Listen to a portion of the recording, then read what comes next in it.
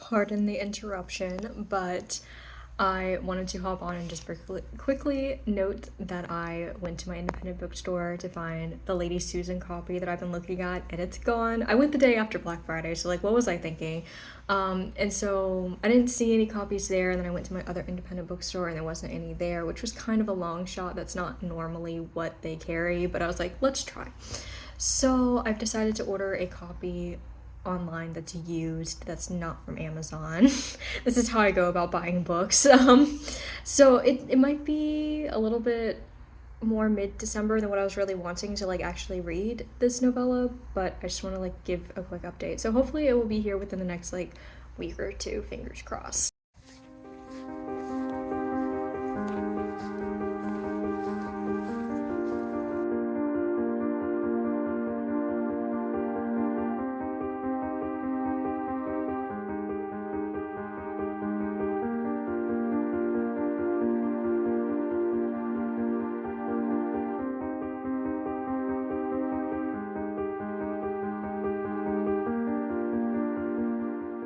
Okay, this angle doesn't make any sense, but I'm not gonna go outside and get my tripod. Like, it's not been a really fun day. My package should come in. There's actually 2 books in here. One of them's from my dad, and then the other one's from me, so I'm gonna try to only pull out mine, even though I'm sure this is probably gonna come out after Christmas, this video. I don't know. Let's see here. Oh my god. And there she is. We did it. It only took multiple days, but I'm gonna start reading this very soon and get into it.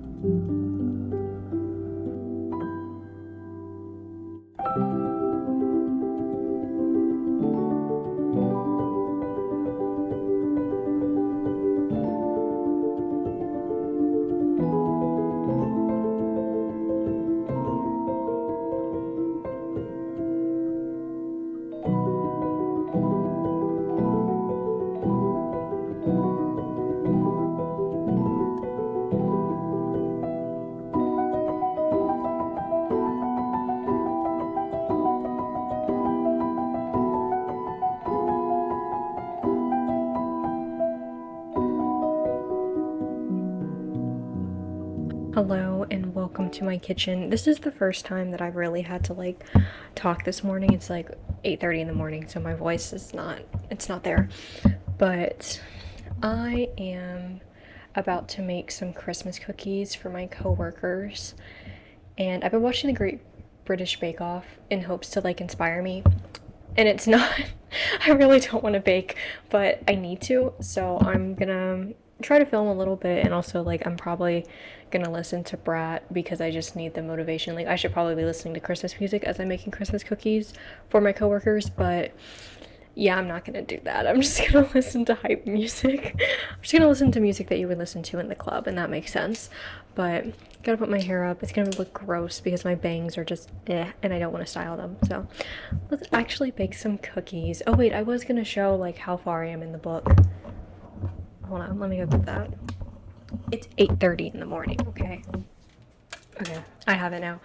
So that's, wait, hold on. Okay, let's do this accurately. So this is how far I've read, and this is how much more I have to go. So I'm like definitely over halfway through because I'm on page like 36, and this particular copy I think has 64 pages.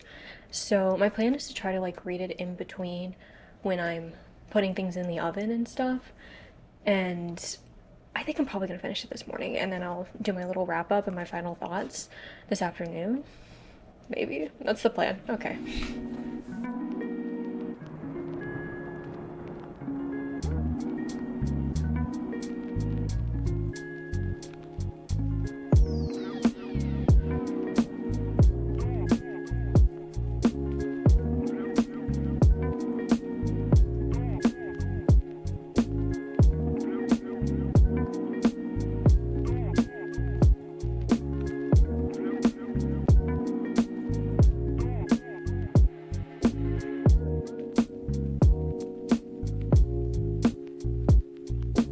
For the recipe, I need pecans, and they only had like the half pecans in a reasonable size package, so I'm about to beat the crap out of these to get them chopped.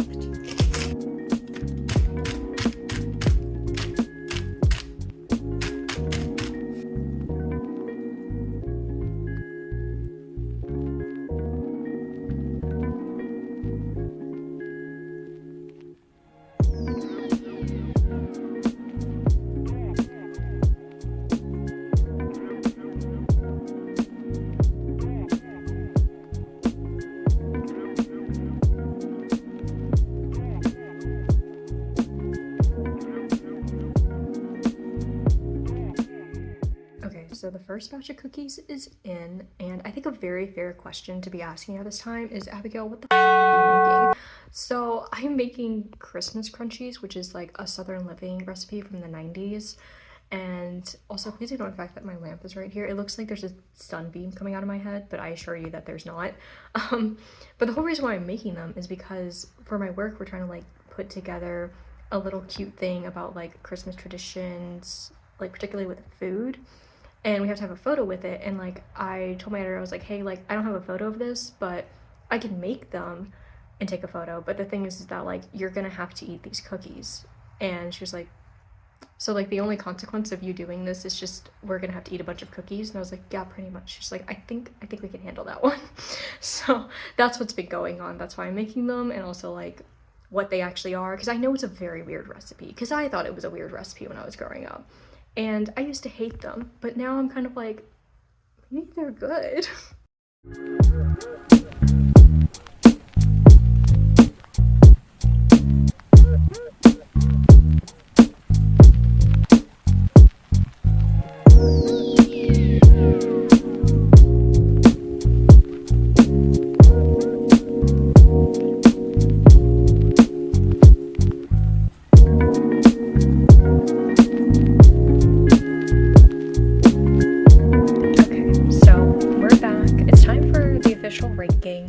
And Leo is on the dresser, so I'm sure he's going to make many appearances throughout this whole thing. I'm just going to keep going. So, okay. Starting from worst to best is the order that we're going to do this in. So, Mansfield Park is my bottom one. I don't think that's a shock. As I said, you know, I thought that the idea was good. I thought at times it was very well executed. It was just, if it was a little bit shorter and it didn't have the play arc, I think it would be a lot higher on this list. But I do like Fanny as a character. I finally decided that. And I don't really know if I like the love interest that much, so maybe that's also part of it. And I also really liked the dynamics between Fanny and then the other characters a lot too. I liked the rags to riches kind of feel of it. So like there was definitely a lot of positives in this book. So even though it's on the bottom, keep in mind the bottom is still very high. So next up, Persuasion.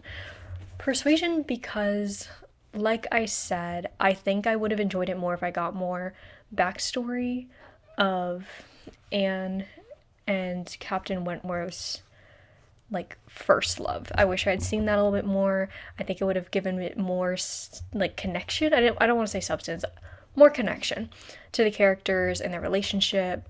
Because, like I said in my original video, like you start in the middle of things where they've already had their first relationship, they've already broken off, and now they're meeting again, which I think could be, it's a very beautiful story. It's a very beautiful story. I think it's just, for me to have that level of connection, I'm going to use connection again with the characters. I kind of needed maybe a couple flashbacks. Maybe not a ton, maybe like 50 pages worth of flashbacks. I think it would have been higher on this list. Okay, next, Northanger Abbey. I'm putting it here mostly because, oh my god, sorry, Leo keeps shaking the camera, just ignore that. I'm putting it here because this was definitely her first novel. Like, she just didn't execute it the same that she did in her other ones. You know, she's still a new writer, and you can kind of tell that in a way. Like, it doesn't hit as hard as some of her other ones, like, writing-wise. I thought that the concept was really fun. I liked her satirical nature a lot. I still kind of wish that she just wrote a gothic novel, because I just love gothic novels. But other than that, I mean, this is, you know, it's in the mid-range at this point. Alright, so the next one is Lady Susan. And with this one, I gotta say, like, I love women committing crimes. I love when the main character, the main female character, is an awful person and they just let her be an awful person. I love that. I also kind of thought that the way that it was written was kind of cool because it's all through letters. Like, you get nothing other than just letters. So at first it took me a minute to like figure out who was who, how they're connected, and all of that. But once that I got that figured out, it was like a fun little, like, almost mystery in a way, because you have to keep like uncovering things as you read each letter, and you get different angles, and it's so gossipy, and I love a good gossip. So, and I'm putting it here because, like, you know, once that we enter out of this ranking, we're kind of coming into like my top 3, and I couldn't say with good faith that this was one of my top 3s, but I still really enjoyed it, and I think it's a very fun read, and also it's very short. Like, it's only like 64 pages, and that's it. And, you know, you get to like read about Lady Susan, who is terrible, and you get to read about how terrible she is, and she knows that she's terrible in a way, and I love that for her, honestly. I really do. Do I want to pull out some quotes from here, since, you know, this is kind of like my ranking but also my review of this one? Okay, so she writes to one of her best friend, really, and says, "Alice, what a mistake you were, guilting and marrying a man of his age, too old to be agreeable and too young to die." And I'm like, wow, girl, you said that, and like, you're probably right, but most people wouldn't say that. Also, like, the other thing with Lady Susan is that she like low-key just invites herself to her brother's house, and her brother's wife, so like her sister-in-law, isn't too happy about it. She doesn't really like her. And you know, it might not be her house, it might just be like their town, but I think it's their house. Without the description, sometimes it gets a little bit hard for me to grasp like the time frame and the setting, but basically she's staying with her brother on some level, and the wife does not like it at all. And in her letter to her mom, she says she pretended to cry and I was out of patience with her. And I love that. I love that Lady Susan was like, I'm gonna play the victim. And I love that the brother's wife, was like, girl, you know you're not the victim. It's it's been a lot of fun. I'll leave it at that. So that's why it's in this part of the ranking. So now we're going into my top 3. And let me just say that my third and my second book that I'm about to reveal honestly could just be tied. Like, they really could. And I think the main thing that made the distinction was my enjoyment of reading it for this particular time. So I'm putting Emma at third. And I'm putting Emma at third because this was the first book of Jane Austen that I read this year. And I was still getting used to her style. I was still getting used to the Regency era language and culture. And I think that that has a really big reason of why it's third for me right now. I think if I reread this now, then it would probably be tied with second place. I feel very confident about that. The thing is that I enjoy about Emma is that, almost like Lady Susan, women are allowed to commit their crimes. Like, women are allowed to be horrible. Emma is not a good person in this book. She gets to become a good person. We get to see that arc. But, like, in the very beginning, she's really not a good person. And I love that for her. And I just liked seeing the dynamics of all the characters. I thought that was very enjoyable. Mr. Knightley as a love interest isn't super high for me, but, like, I get why it is for other people. Like, I see the vision. I'm just I'm not with the vision, but, like, I see it. So this is why I'm putting Emma here. I know a lot of people have Emma as their top, and I think that's very fair. No hate to that. We love Cher Horowitz, the OG. So, all right, second is Sense and Sensibility. Like I said, it's like a baby Pride and Prejudice. I really enjoyed the plot twist in this for me. There was a lot of plot twist I felt, reading this for the first time. I loved the dynamic between the sisters. I love a good sibling dynamic, like, trope? Storyline? Maybe storyline. I think it's because I'm an only child, so I'm just like, oh my gosh, is this what it's like to have a brother or a sister? Like, I live for it. I love to watch. Like, my boyfriend has, like, 2 sisters, and I'm just, like, so fascinated by sibling dynamics. It's kind of embarrassing. I really loved the sister dynamic here. I thought Eleanor was an amazing character. I thought Marianne was an amazing character. I love both of their characters. The love interest, again, not super high for me. Like, they were there. Colonel Brandon, like, definitely had some substance to him, and Edward had some substance to him, but compared to number 1, it's just not the same. And we all know what number 1 is. It's Pride and Prejudice. I mean, I said it in the beginning of all of this, it's probably gonna be Pride and Prejudice, but I didn't want to say too soon. And now that I've read every single one of her novels, and a novella, or novella, however you say it, this is still it, and it will always be it for me. And I think, like I said when I did my original video on this, I think it's just the relatability of the characters, the empathy that you feel for them, watching their growth. Mr. Darcy as a love interest, I think, works so well, and I think especially watching him grow is a part of it. And Elizabeth is also one of those characters where it's like, she's not always a good person. I love when our female characters aren't, like, holy. And I feel like, for the most part, none of Jane Austen's heroines are, like, perfect. Like, they're all very flawed in their own ways, making them each, like, pretty unique because of that. And I think that's one of the things that's been so much fun with reading these stories, is being able to see all these different female heroines at a time where, women's rights were not where they are now. I mean, women's rights aren't great at the moment, but comparatively, the way that Anne would approach the situation is so different the way that Elizabeth would approach the situation. Like, you can see that they have their own personalities, their own character flaws. They're all very human in their own right, and that's been such a treat. But, I mean, again, Pride and Prejudice, it's number 1 for me. Like, we knew. And I also think it's just because, like, I'm not gonna lie, the Pride and Prejudice movie, both the BBC and the 2005 version, they got me through a really difficult time, as they do for so many women. So, like, that could be part of the reason why I have such a soft spot. I just remember, like, actually realizing I should probably read the book, and just going through it in, like, a 4-day period. Like, I was like, I can't stop reading this.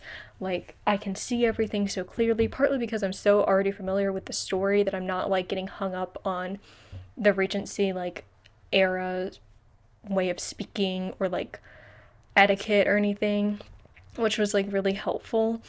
But yeah, I think it's just, like, it came into my life when I really needed it to.